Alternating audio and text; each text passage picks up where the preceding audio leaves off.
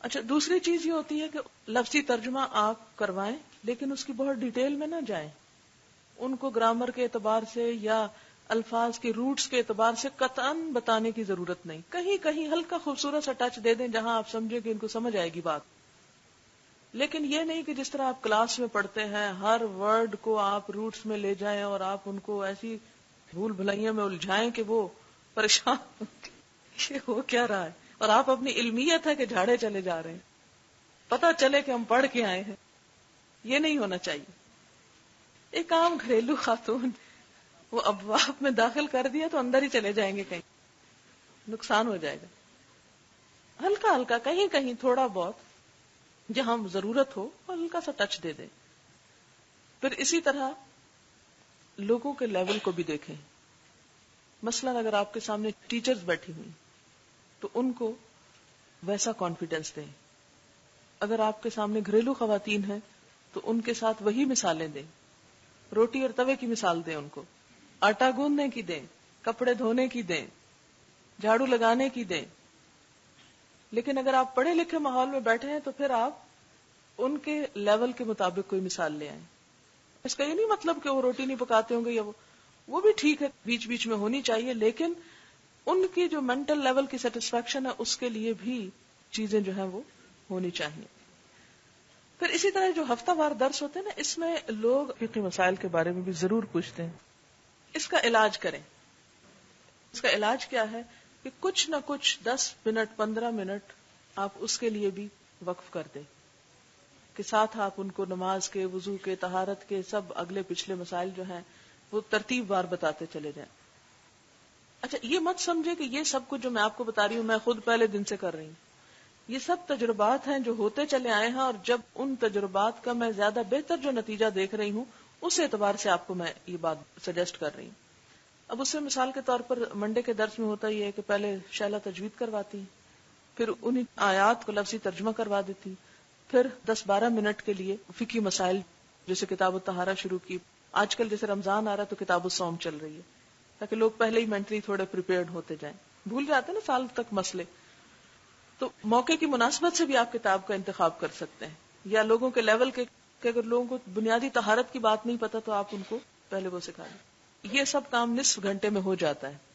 ایک رکوع کی تجوید، ترجمہ، اور اس کے ساتھ پچھلا لیسن بھی تھوڑا سا جو کوئی سنانا چاہے چند لوگوں سے وہ بھی سن لیا جاتا ہے. پھر اس کے ساتھ یہ ہے کہ تفسیر، اور وہ تفسیر چونکہ ایسے جو ہفتہ وار درس ہوتے ہیں اس میں کوئی آ رہا ہے کوئی جا رہا ہے، چند لوگ ایسے ہوتے ہیں جو مستقل سنتے ہیں آپ کو، تو اس میں نہ تو بالکل علمی سٹائل ہو اور نہ ہی بالکل جنرل، بلکہ آپ نے دونوں گروپس کو سیٹسفائی کرنا ہے. جو آپ کے ریگولر لسنرز ہیں وہ بھی، اور جو کبھی کبھی آ جاتے ہیں. اس میں پھر آپ اپنے اندر ٹائم تقسیم کر لیں کہ اتنی دیر میں نے یہ ایک آیت میں اتنی چیز جو ہے یہ میں نے اپنوں کو سمجھانی ہے، اور یہ چند باتیں یہ جو نئے فیسز انفیملیئر نظر آ رہے ہیں ان کی دلچسپی کی کرنی. کبھی یہ نہ سوچیں اچھا یہ بات تو میں نے پہلے بتائی تھی تو اب یہ کہیں گے پھر بتا رہے ہیں. کوئی بات نہیں، اگر بتائی بھی تھی تو ہمیں خود بھی تو بھول جاتی ہے نا. تو قرآن تو تذکیر ہے. یہ جو ہفتہ وار کلاسز ہوں گی یہ آپ کی تذکیر کا عمل ہوگا. فذکر بالقرآن من یخاف وعید، یہ تعلیم سے بڑھ کر تذکیر ہے، لیکن تذکیر بذریعہ تعلیم قرآن. تو اس میں عام باتیں جو ہیں وہ ساتھ شامل ہوں. اچھا، پھر اس کے بعد یہ ہے کہ بعض اوقات اس میں بیچ میں لوگ بولنا شروع کر دیتے ہیں، یا بعض اوقات لوگ اپنے فلسفے یا اپنی باتیں بیچ میں لے آتے ہیں، یا بہت زیادہ سوال آپ سے کرنے لگتے ہیں. کوشش کریں کہ سوال اوائڈ کریں، اور ارریلیونٹ سوال جو ہے ان کو انٹرٹین نہ کریں. آپ انہیں واضح کر دیں کہ جی ہمارا اصل مقصد یہ ہے کہ ہم ہر ہفتے تھوڑا سا قرآن پڑھیں اور اس میں عمل کی بات کچھ سیکھیں، اور بس ختم. یہ جو باقی باتیں یہ علماء کے لیے ہیں. ہم یہاں علماء والا کام نہیں کر رہے، ہم صرف تذکیر والا کام کر رہے ہیں. اگر آپ کو یہ باتیں پوچھنی ہے تو آپ کسی اسپیشلائزڈ شخص کے پاس جائیں، کیونکہ اگر ہر چیز کو ہم ہینڈل کرنے لگے تو ہماری استطاعت میں نہیں. فوق کل ذی علم علیم، ہر صاحب علم کے اوپر اور علم والا ہے. اب تک میرے ساتھ یہ ہوتا ہے، بہت سی چیزیں جو مجھ سے لوگ پوچھتے تو میں ان کو ریفر کر دیتی ہوں آپ فلاں کے پاس چلے جائیں، کہ ہم جس اہل ہیں وہ کام آسانی سے کرتے رہیں. ورنہ آپ کی انرجی ایسی چیزوں میں بڑھ جائے گی کہ جس کے آپ اہل نہیں، اور اصل کام جو ہے وہ پیچھے ہی رہ جائے گا. اچھا، آخری حصہ اس کا دعا. بہت سے لوگ صرف دعا کے لیے آتے ہیں، جیسے آپ نے کل دیکھا ہوگا. اچھا، تو دعا کرنا کوئی بری بات نہیں ہے، دعا ہونی چاہیے. آپ مجلس کا اختتام دعا سے کریں، اور دعا آپ پریٹینڈ نہیں کریں گے، یعنی کہ آپ پریٹینڈ کریں کہ ہم دعا مانگ رہے ہیں. بس وہ ہمیں بتایا گیا تھا کہ آخر میں دعا مانگنی ہے، اور لوگ دعا کے لیے آئیں گے تو ہم لوگوں کو اٹریکٹ کرنے کے لیے دعا مانگ رہے ہیں. یہ نیت نہ ہو. واقعی آپ اس وقت مانگ رہے ہیں، کیونکہ قرآن پڑھنے کے بعد دعا قبول ہوتی ہے. قبولیت کے اوقات میں سے آپ اس وقت سے فائدہ اٹھائیں. اچھا، پھر لوگوں کا عموماً اصرار ہوتا ہے کہ ان کا نام لے کر دعا کی جائے. اس چیز سے بھی اوائڈ کریں. بعض اوقات خاص مواقع ایسے ہوتے ہیں کہ جس میں آپ کر سکتے ہیں اور ہونی چاہیے، لیکن اگر ہر دعا میں آپ لوگوں کے نام لینا شروع کر، اچھا اللہ تعالیٰ نام لے کے فلاں فلاں فلاں، ہوگا پتہ کیا کہ اصل جو سب کے لیے دعا ہے وہ تو چلی جائے گی ایک طرف، اور یہ جو نام ہے ان کا سلسلہ اتنا بڑھے گا کہ آپ اس میں پیچھے ہی رہ جائیں گے. آپ لوگوں کو تسلی دیا کریں کہ دیکھیں جب ہم یہ دعا کرتے ہیں تو اس میں سب چیزیں شامل ہو جاتی ہیں، اور ان کو بتا دیا کریں کہ دیکھیں جب میں یہ دعا کروں گی تو آپ یہ نیت کر لیں، تو یہی دعا آپ کے اس مقصد کے لیے ہے. کیونکہ اس طرح بعض اوقات یہ بھی ہوتا ہے کہ جیسے اگر ہم ایک خاص شخص کے لیے، تو وہ ایک فیورزم بھی آ جاتی ہے کہ کچھ لوگوں کو فیور دیا جا رہا ہے. اور پھر جس پروگرام کا آغاز ہوگا اللہ تعالیٰ کے نام سے اور ایک خود احتسابی کے ساتھ، پھر قرآن کی تعلیم، دل کی انوالومنٹ کے ساتھ، پھر اس کے بعد یقین پیدا کرنے کے لیے لفظی ترجمہ، پھر روزمرہ کے مسائل بتانے کے لیے تھوڑی سی فقہ، اور پھر مختصر تفسیر قرآن، تعلیم سے زیادہ تذکیر کے انداز میں، اور دعا کے ساتھ اختتام. یہ سب کچھ صرف 1 گھنٹے میں ہوگا. آپ نے اس کو 2 گھنٹے 1.5 گھنٹے میں نہیں لے کے جانا. یہ ویکلی کلاس کی میں بات کری. جو کام آپ مختصر وقت میں کریں گے اس میں لوگوں کی دلچسپی زیادہ دیر تک برقرار رہے گی. اور آپ صلی اللہ علیہ وسلم نے بھی فرمایا نا کہ خیر الکلام ما قل و دل. بہترین کلام وہ ہوتا ہے جو قلیل ہے اور دلیل کے ساتھ، دلائل بھی آپ دیں، چھوٹی بات کریں. میرا یہ تجربہ ہے ذاتی کہ اگر کہیں پر درس گھنٹے سے بڑھ کر 1.25 گھنٹے تک بھی گیا تو لوگ نہیں سن سکے. ویسے بیسیکلی لوگوں کی نفسیات کے اعتبار سے بھی جو ان کی کنسنٹریشن ہوتی ہے صرف 40 منٹس تک رہ سکتی ہے. اسی اصول پہ آپ دیکھیں اسکول کالجز میں جو کلاس ہوتے ہیں، جو پیریڈ ایک ہوتا ہے آدھے گھنٹے، 40 منٹ 45 منٹ سے زیادہ نہیں ہوتا. یہ عام درس کی بات کر رہی ہوں. میں کبھی کبھی سوچتی ہوں کہ اللہ تعالیٰ نے 12 مہینے بنائے، یہ اللہ تعالیٰ نے خود بنائے. ایک دن ایسے میں چلتی جا رہی تھی، میں سوچا اللہ تعالیٰ آپ نے 12 کیوں بنائے، 13 کیوں نہیں بنائے، یا 11 کیوں نہیں بنائے، 12 کیوں؟ اچھا 1 گھنٹے میں 60 منٹ کیوں؟ 70 بھی کر لیں، کیا ہوتا؟ 50 نہیں ہو سکتے؟ 50 تو اچھا، 100 کا آدھا ہوتا، 50 منٹ ہو جاتے. کیوں؟ نماز کے لیے 7 سال کی عمر کیوں؟ کیا واقعی اس کا کچھ اثر ہوتا ہے؟ اس سے کچھ فرق پڑتا ہے؟ 60 منٹ کے لیے تکلیف کیوں؟ 60 سے 70 منٹ کیوں نہیں؟ 75 کیوں نہیں؟ جب آپ 60 تک چھوڑیں گے تشنگی باقی رہے گی، اگلی دفعہ بھی آئیں گی. اور اگر آپ نے ایک ہی دن سب کچھ پڑھا کے بھیج دیا تو گئے. ابتدائی سٹیج پر نہیں، لیکن لیٹر آن اگر آپ کانفیڈنٹ فیل کریں تو آخر میں 1-2 سوالوں کے مختصر جواب بھی دے سکتے ہیں. یعنی دعا سے پہلے 1-2 سوالوں کے مختصر جواب. انکریج کریں لوگ لکھ کر سوال کریں. اس کا فائدہ یہ ہوتا ہے کہ ایک تو پڑھتے وقت جو کسی نے پوچھا ہوتا ہے نا، اسی میں ہی کوئی نہ کوئی اللہ تعالیٰ چیز ایسی دے دیتا ہے کہ آپ اتنی ہی بات کرتے ہیں. بعضوں کو سن کے آپ کو پوری بات سمجھ نہیں آتی، وہ کچھ پوچھ رہا ہوتا ہے، آپ کچھ بتا رہے ہوتے ہیں. دوسرا یہ کہ اگر آپ اس کو اوائڈ کرنا چاہیں تو آپ ایک طرف رکھ سکتے ہیں، فتنے سے بچ جائیں گے. آپ نے کلاس میں اکثر دیکھا ہوگا کئی سوال چٹ کھولتی اور رکھ دیتی ہوں کہ یہ اس موقع پہ کرنے والی بات نہیں. مثلا ایک شخص جو ہے اس نے کوئی ایسی بات لکھ کے بھیجی ہے کہ جو مثلا مجلس کے اندر کوئی پہلے دن ہی کوئی شخص آیا ہے، اور وہی ہاف سلیوز والی مثال ہم لے لیتے ہیں، اور کسی نے اسی دن آپ سے فتنہ اٹھانے کے لیے پوچھا کیا ہاف سلیوز پہننا حلال ہے یا حرام ہے. اب آپ مجھے بتائیں کہ آپ کو یہ سوال کا جواب دینا چاہیے یا نہیں دینا چاہیے؟ کیوں؟ اس لیے کہ وہ جو پوچھ رہا ہے نا، وہ نیک نیتی سے کوئی نہیں پوچھ رہا، وہ اس کو لیٹ ڈاؤن کرنے کے لیے پوچھ رہا ہے. اور یہ حکمت اور بصیرت اللہ سے مانگے کہ آپ کو موقع پہ محسوس ہو جائے کہ یہ سوال آیا کس مقصد کے لیے، پوچھنے والے نے کیوں پوچھا ہے، واقعی علم چاہتا ہے یا فتنہ چاہتا ہے. اگر وہ دین میں فتنہ چاہتا ہے تو مجرم ہے وہ شخص، وہ توجہ کے قابل نہیں ہے.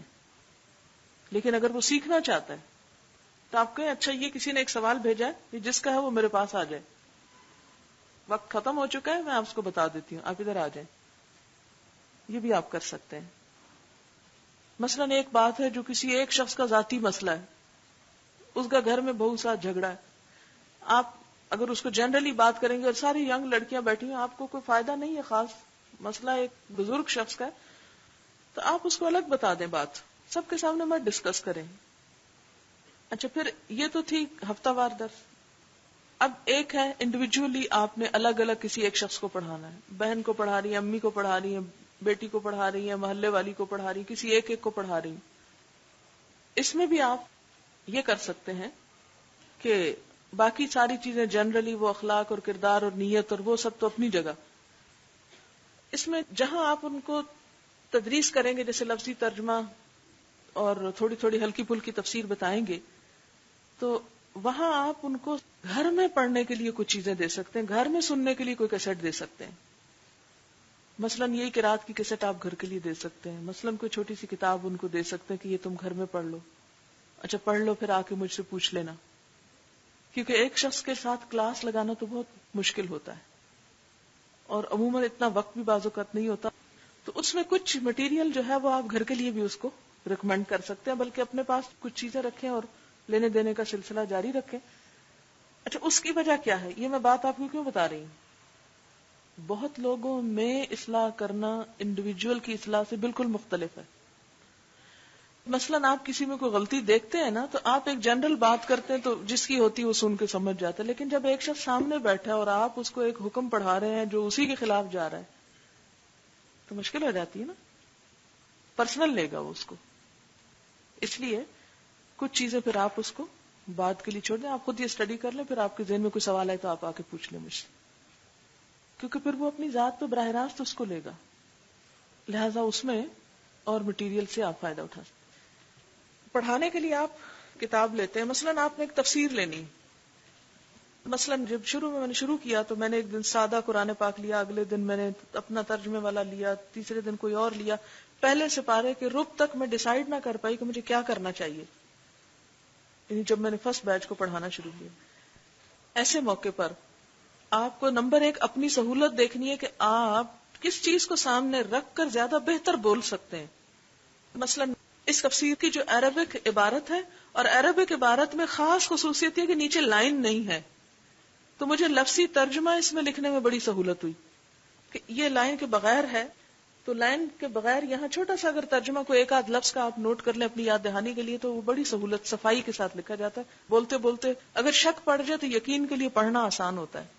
آپ اپنی مرضی سے جو آپ کی نگاہ میں جچے، جس سے آپ کو ادھر اور ادھر میں کمبائن کرنے میں سہولت رہے کہ آپ ادھر سے بھی دیکھ رہے ہیں اور ادھر بھی بول رہے ہیں، تو کون سی چیز جلدی پک کر رہے ہیں آپ اپنا سادہ قرآن پاک لے لیں، جس سے آپ نے پڑھا ہے وہ لے لیں، یعنی جو آپ کی نظروں میں جچ جائے.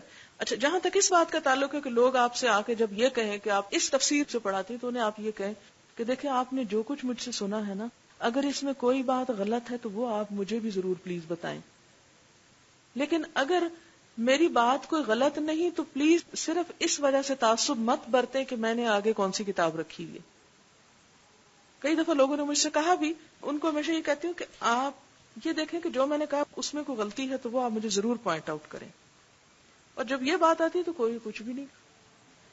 اچھا دوسری بات یہ کہ اب جیسے لفظی ترجمہ آپ کسی کو کروا رہے ہیں تو آپ خود شک پڑ گیا کہ یہ لفظ کا صیغہ کیا ہے، کلاس میں لکھتے ہوئے آپ مس کر گئے یا ویسے ہی کوئی ایسی چیز.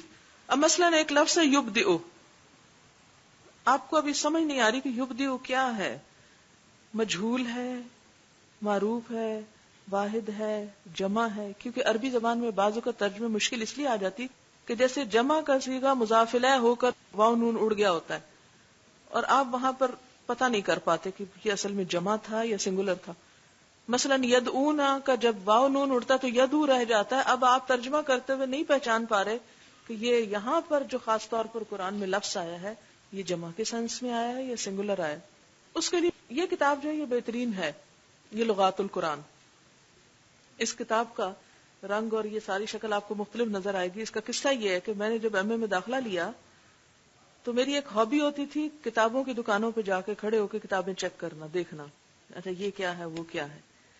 تو جو میرا پہلا اسکالرشپ آیا، بی اے میں نے ٹاپ کیا تھا تو اسکالرشپ تھا، جو پہلا میرا اسکالرشپ آیا اس سے میں نے یہ کتاب خریدی تھی 78 میں. اچھا، اس کتاب نے مجھے بے حد فائدہ دیا. اس کا ایک اور فائدہ یہ ہے کہ جو مبتدی ہوتا ہے، ویسے تو عربک کی ڈکشنریوں کا مسئلہ یہ ہوتا ہے نا کہ وہ روٹ آپ کو پتا ہو تو آپ ورڈ نکال سکتے ہیں، ورنہ آپ بیٹھے رہیں گے، اور وہ اگر نکال بھی لیں تو اصل صیغہ نہیں بتاتے. وہ مثلا آپ مصباح اللغات استعمال کریں یا اور کوئی کتاب استعمال کریں تو وہ آپ کو یہ تو بتا دیں گے اس لفظ کا معنی کیا، لیکن یہ نہیں بتائیں گے کہ یہ جمع ہے یا واحد ہے یا کیا ہے اور کیا نہیں. اور دوسرے ایک الفابیٹیکل نہیں ہوتے. مثلا یہ یبدئ لفظ ہے تو اس کو آپ چھٹی جلد میں یہ والے والیوم میں آپ اس کو دیکھ سکتے ہیں، بالکل جیسے انگلش کی ڈکشنری ہوتی ہے اسی طرح یہ بے دال یہ یبدئ نکل آیا. اچھا میں اس کو پڑھ کے آپ کو سناتی ہوں. لکھتے ہیں واحد مذکر غائب مضارع منصوب.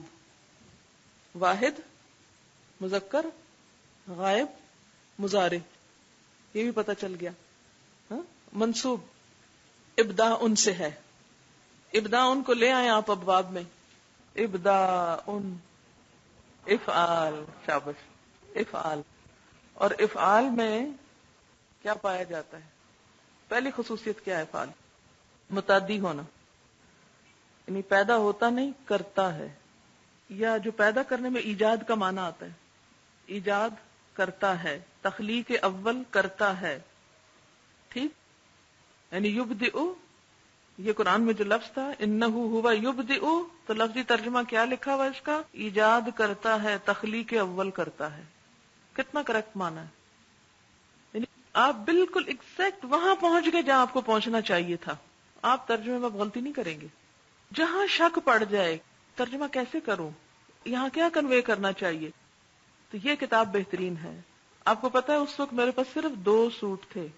میری اماں مجھے بار بار پیچھے سے کہتی تھی کہ تمہیں کپڑے چاہیے، کیا چاہیے. وہ کہتی تھی جو کپڑے بنانے وہ پیسے بھیج دیں، میں نے کتابیں لینی.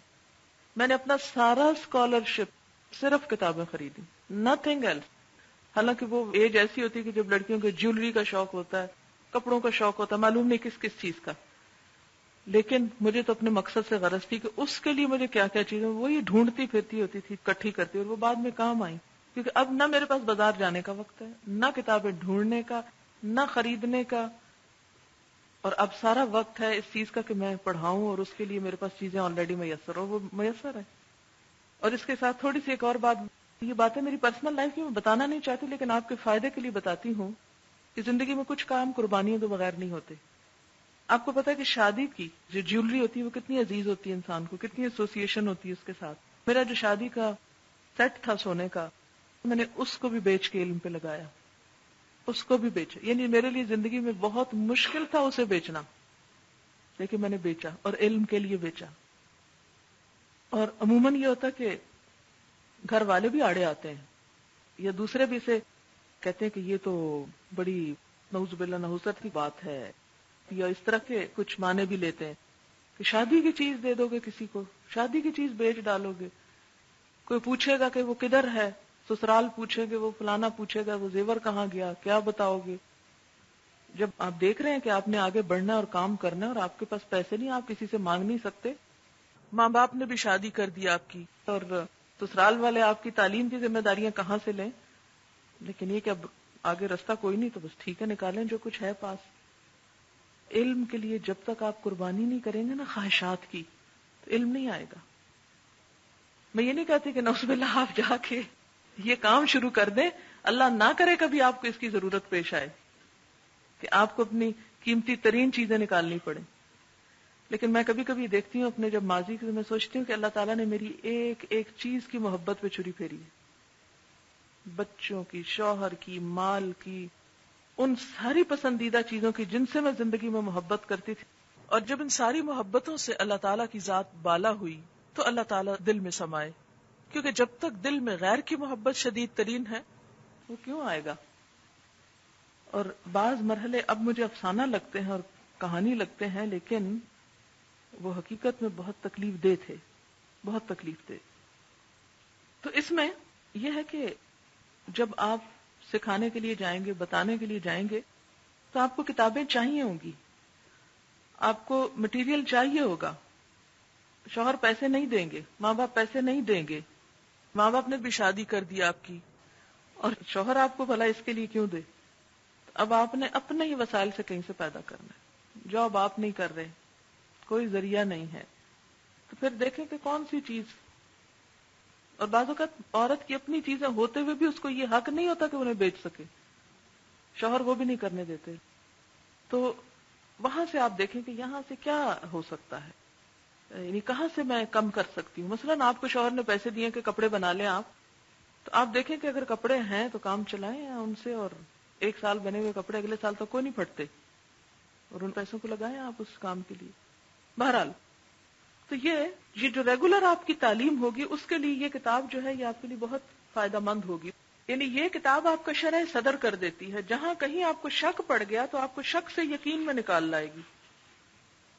اچھا بعض اوقات کلاس میں اسٹوڈنٹس آپ کو تنگ کریں گے، اچھا ابھی تو آپ نے بتایا تھا کہ آنے کے لیے لفظ استعمال ہوتا ہے عطا، اور ابھی آپ کہہ رہے ہیں جا کا مطلب بھی آنا ہے، تو یہ دونوں کیوں ہے؟ تو اس وقت بھی بڑی مشکل ہوتی. میرے اسٹوڈنٹس میں سے ایک اسٹوڈنٹ ایسی تھیں کہ جنہوں نے اس قسم کے مجھ سے بہت سوال کیے، اور بالآخر وہ سبب بنا اس کتاب کی تلاش کا، مترادفات القرآن. ہوا یہ کہ جیسے اب بھی میری عادت یہ ہے، میں کسی کے بھی گھر جاتی ہوں نا تو میں باتیں بھی کر رہی تھی، اور اگر مجھے کتابیں نظر آ رہی تو میری آدھی توجہ ادھر ہوتی ہے، اچھا یہ کتاب کون سی ہے. ایسے سعدیہ کو یاد ہوگا میں اس کے گھر گئی تو میں اس سے بھی بات کری تو میرے دل میں یہ کہ یہ جو کتابیں پڑھی میں ایک نظر دیکھ لوں یہاں کیا کیا ہے. اب یہ بھی بعض اوقات برا لگتا ہے کہ آپ پہلی دفعہ کسی کے گھر گئے اور آپ ان کو کہتے ہیں ذرا میں یہ کتاب، کیونکہ بعض اوقات پرسنل چیز ہوتی ہے کوئی نہیں بھی دکھانا پسند کرتا. لیکن اس کے لیے میں ہمیشہ کوشش کرتی ہوں کہ دوسرے سے تھوڑی سی اجازت مانگ کے ایک نظر. اچھا گلاسکو میں جب میں پی ایچ ڈی کر رہی تھی تو میرا ایک ہیبٹ تھی، ہابی یہ تھی کہ میں جب کام کرتے کرتے تھک جاتی تھی لائبریری میں تو اپنے آپ کو ریلیکس کرنے کے لیے چلنا شروع کر دیتی تھی لائبریری کی شیلفز کے درمیان اور دیکھتی جاتی تھی کتابیں. پھر جیسے 5 گھنٹے بیٹھے ہیں تو اب دل چاہ رہا 10-15 منٹ کھڑے ہو جائیں. تو میں نے اپنی گلاسکو یونیورسٹی کی لائبریری کو شروع کر رکھا تھا، جو اپنا ڈپارٹمنٹ تھا. ایک شیلف، اس شیلف کی ہر کتاب نکال کے اس کا نام پڑھ کے اس کا ٹائٹل ایک دفعہ بس ایسے، اچھا کیا ہے، اچھا یہ تو بڑی اچھی لگ رہی، اس کا نام نوٹ کر لیتی، کہاں سے چھپی یہ نوٹ کر لیا. اچھا اگلی جب وہ ایک ریک ختم ہو گیا پھر دوسرا شروع کر دیا، پھر تیسرا شروع کر دیا، پھر چوتھا. اس میں ہوتا کہ نیچے ڈیپ ڈاؤن بھی تھا اور کرسی پہ چڑھ کے اوپر کی شیلف بھی دیکھتی تھی. تو اس طرح تقریباً ساری جو لائبریری تھی اس سے میں فیملیئر ہو گئی تھی کہ ایک کام کے لیے آپ کو کہاں کہاں کیا مل سکتا ہے. آپ 100 کیٹلاگ پڑھیں، 100 آپ بیبلیوگرافیز پڑھیں کہ یہاں اس سبجیکٹ، لیکن جو نظر آپ کی اپنی ہوگی وہ آپ اللہ کا الگ ہی شاہکار ہے، وہ کوئی اور نہیں ہو سکتا. آپ کسی کی سوچ سے کیسے سوچ سکتے ہیں؟ آپ کی اپنی سوچ ہونی چاہیے، اور وہ سوچ آئے گی جب آپ خود تلاش کے لیے نکلیں گے، اپنے اعتبار سے فیکٹس کو کلیکٹ کر کے فیکٹس کو ایک شیپ دیں گے. اچھا ایسا تھا کہ بعض اوقات آپ نے دیکھا ہوگا کہ ایک ہی صورت میں ایک ہی معنی کے لیے 3-4 اکٹھے لفظ آ جاتے ہیں. تو مجھے بڑی شرمندگی ہوتی تھی کہ مجھے حقیقی فرق نہیں پتا ہوتا تھا. تو یہ میں کسی کے گھر گئی ہوئی تھی تو میں نے اسی طرح اپنی حسب عادت دیکھا تو یہ کتاب نظر آئی. جو ہی میں نے دیکھا جیسے ہو نا پا لیا یہ وہ والی بات تھی کہ پا لیا. اچھا مثلاً اس میں یہ ہے انصاف. انصاف کے لیے قرآن میں 2 لفظ استعمال ہوتے ہیں، ایک قسط اور ایک عدل ہے. قسط کا لفظ دوسرے کو اس کا پورا حق ادا کرنے کے لیے استعمال ہوتا ہے، وہ یک مشت ہو یا بالاقساط، خصوصاً جب باب افعال سے ہو. اس کا تعلق ظاہری چیزوں سے ہوتا ہے. عدل دوسرے کو اس کا پورا حق یا اس کی مالیت کے برابر اس کا عوض دینا اور تناسب اور مساوات کو ملحوظ رکھنا، اور اس کا استعمال ظاہری اور باطنی امور دونوں میں ہوتا ہے. یعنی عدل باطنی اور ظاہری دونوں کے لیے، لیکن قسط ظاہری کے لیے. آپ فلاں کے ساتھ قسط کرو تو وہ اس کے اندر کی بات نہیں ہو رہی، عدل کے معنوں میں نہیں آ رہا، اگرچہ ترجمے میں ہم دونوں کا عدل کر لیتے. اچھا، اس طرح اپنی بھی سیٹسفیکشن ہوتی ہے اور دوسرے کی بھی ہوتی ہے. تو اس کتاب کا استعمال جو ہے وہ آپ کو گہرائی میں جانے میں مدد دیتا ہے. یعنی کسی لفظ کا استعمال کسی خاص جگہ پر کیوں آتا ہے. آپ کو یاد ہوگا کہ پڑھاتے پڑھاتے میں اکثر آپ کو کہتی تھی اگر یہاں پر یہ لفظ نہیں، اس کے بجائے اس کا مترادف یہ رکھ دیا جائے تو بات ہلکی ہو جاتی.